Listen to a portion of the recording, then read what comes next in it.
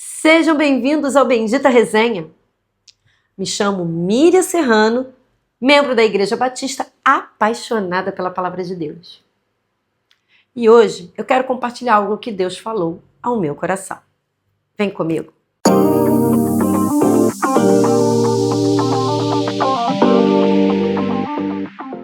Hoje eu quero conversar com vocês sobre quando fugimos do centro da vontade de Deus.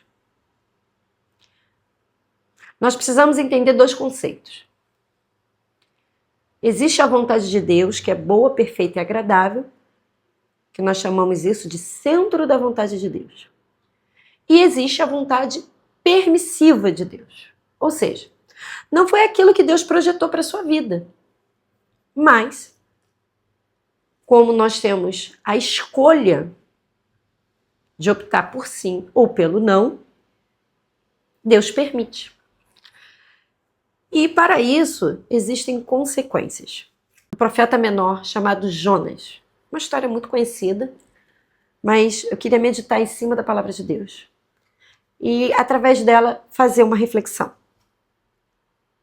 Então no capítulo 1 diz assim: veio a palavra do Senhor a Jonas, filho de Amitai, dizendo: dispõe-te, vai à grande cidade de Nínive e clama contra ela, porque a sua malícia subiu até mim. Jonas se dispôs, mas para fugir da presença do Senhor, para Tarsis. E tendo descido a Jope, achou um navio que ia para Tarsis. Pagou, pois, a sua passagem e embarcou nele para ir com ele para Tarsis, para longe da presença do Senhor. Mas o Senhor lançou sobre o mar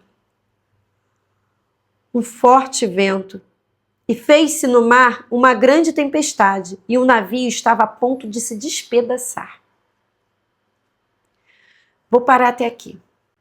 Deus deu uma direção a Jonas. Jonas não quis ir a Nínive. Nínive era uma cidade perigosíssima. Nínive era uma cidade de malfeitores, era uma cidade que havia toda espécie de corrupção.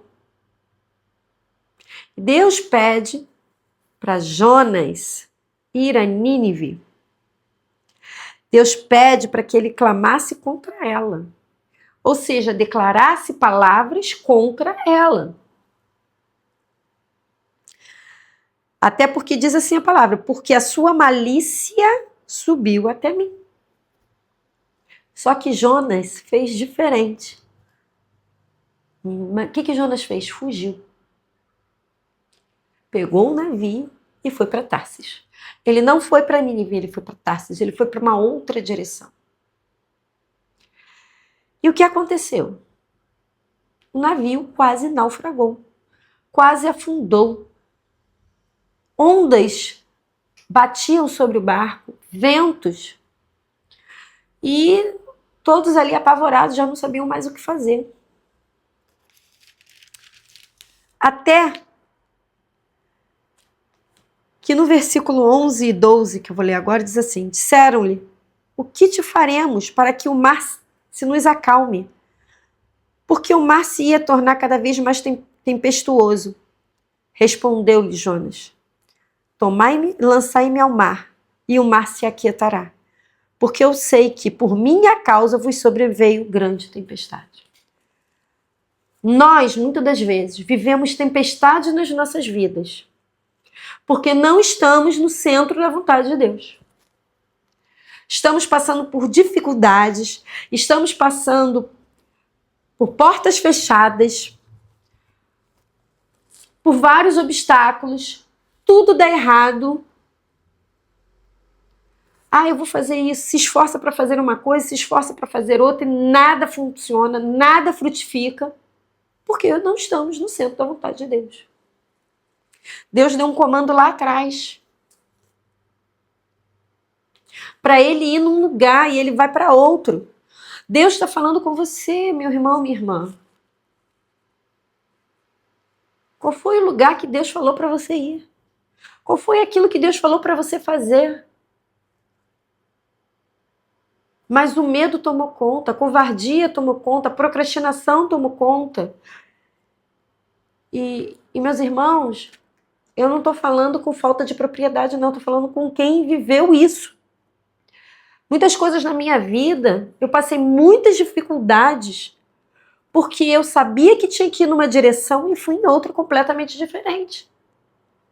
Deus tinha para minha vida um propósito e uma missão, mas os meus anseios pessoais falavam mais alto. Os meus desejos pessoais falavam mais alto. A minha vida terrena falava mais alto do que aquilo para a qual Deus me chamou. E as coisas não frutificavam. As coisas não aconteciam. Dificuldades enormes eu vivenciei. Não estou dizendo que por você viver e estar no centro da vontade de Deus que não vai haver dificuldades. Porque a palavra de Deus ela é muito clara. No mundo tereis aflições. Mas tem de bom ânimo porque eu venci o mundo. Mas a gente sabe quando essas dificuldades elas são por conta de uma desobediência. Por conta de uma procrastinação. Por conta de privilegiarmos por egoísmo, por vaidade, por medo, por preguiça, a gente privilegiar outras coisas. O que Deus tem te chamado para você fazer? Porque Deus fala conosco. E Deus fala hoje. Deus fala através da sua palavra. Deus fala através de pessoas. Deus fala o tempo todo. E as coisas só se acalmaram na vida de Jonas quando de fato ele foi para Nínive. E quando ele anunciou aquilo que Deus pediu para que ele anunciasse. E sabe o que aconteceu em Nínive? Um grande avivamento naquela nação. Todos se arrependeram. Deus mandou Jonas porque tinha um propósito. Propósito de alcançar aquela nação. Transformar aquelas vidas. E Jonas estava com medo daquelas pessoas.